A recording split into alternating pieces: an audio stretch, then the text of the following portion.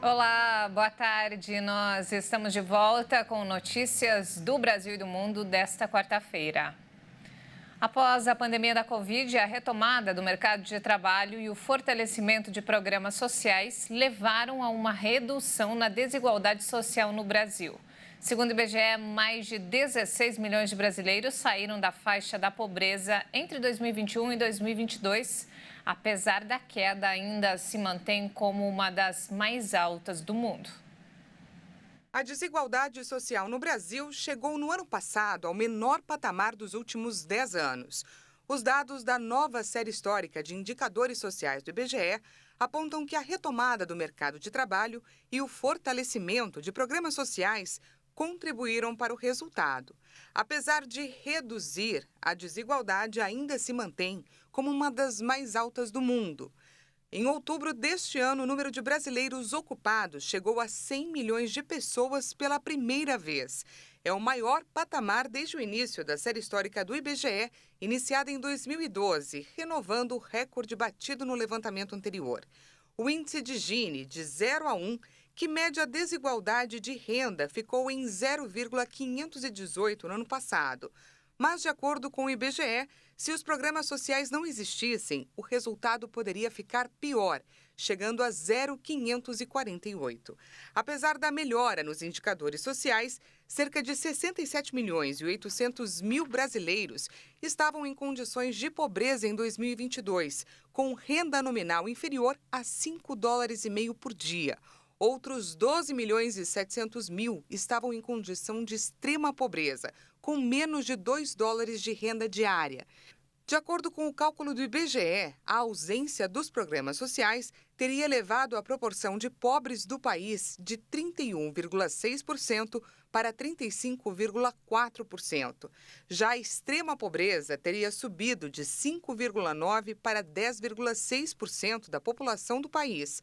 Outro dado importante do levantamento é que 40% das pessoas pretas ou pardas eram pobres em 2022, patamar quase 2 vezes maior que a taxa da população branca de 21%.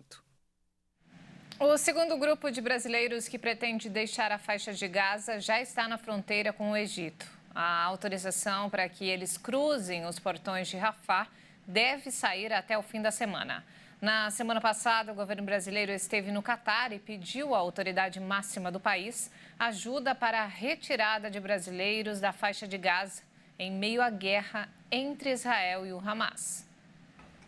O grupo formado por 85 pessoas, entre brasileiros e palestinos, parentes dos que já foram repatriados no primeiro grupo, já está concentrado perto do controle da cidade fronteiriça de Rafah, a cidade entre o sul de Gaza e o nordeste do Egito, e atualmente a única via de saída do território palestino.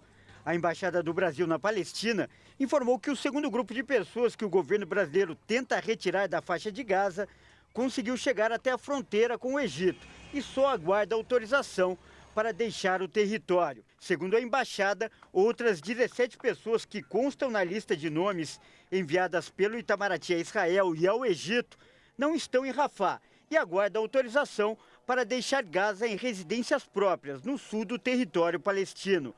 A segunda lista de pessoas que o Itamaraty tenta retirar de Gaza tem cerca de 100 pessoas, mais que o triplo do primeiro grupo retirado do território pelo Brasil, formado por 32 brasileiros. A primeira leva conseguiu deixar o território em 12 de outubro e atravessou a fronteira com o Egito e de lá voou até Brasília em um avião cedido pelo governo brasileiro. A ONU denunciou que os palestinos em Gaza vivem um horror absoluto. O enclave é bombardeado há 2 meses, desde que o movimento islamista Hamas lançou um ataque contra Israel que declarou guerra ao inimigo. 2 meses depois dos horríveis ataques efetuados contra Israel pelo Hamas e outros grupos armados palestinos, os civis em Gaza continuam sendo bombardeados e punidos coletivamente, declarou o alto comissário da ONU para os Direitos Humanos, Volker Turk, que pediu o fim da violência e a libertação de todos os reféns. Em 7 de outubro, o Hamas lançou um ataque sangrento em Israel que deixou 1.200 mortos, a maioria civis, e mais de 240 reféns, segundo as autoridades israelenses. Segundo o Ministério da Saúde do Hamas, mais de 16 mil pessoas morreram na faixa de Gaza pela ofensiva de Israel em resposta. 70% deles seriam mulheres e menores de idade. E olha só que alarmante, o mês passado foi o novembro mais quente já registrado na Terra, de acordo com o Observatório Europeus Copérnicos. Novembro foi o 6º mês seguido com recorde de temperatura. Só no mês passado, a temperatura média da superfície do planeta ficou em 14,22 graus, quase 1 grau mais quente do que a média para novembro entre os anos de 1991 e 2020. O diretor da instituição europeia disse que enquanto a concentração de gases do efeito estufa continuarem a subir, os resultados não vão mudar. Tudo indica que 2023 pode ser o ano mais quente já registrado. Enquanto isso, segue a conferência da ONU sobre mudanças climáticas em Dubai. O evento se aproxima do fim, sem definição sobre quem sediará a cúpula no próximo ano. O secretário executivo das Nações Unidas para Mudanças Climáticas, Simon Stiell, fez um apelo aos países.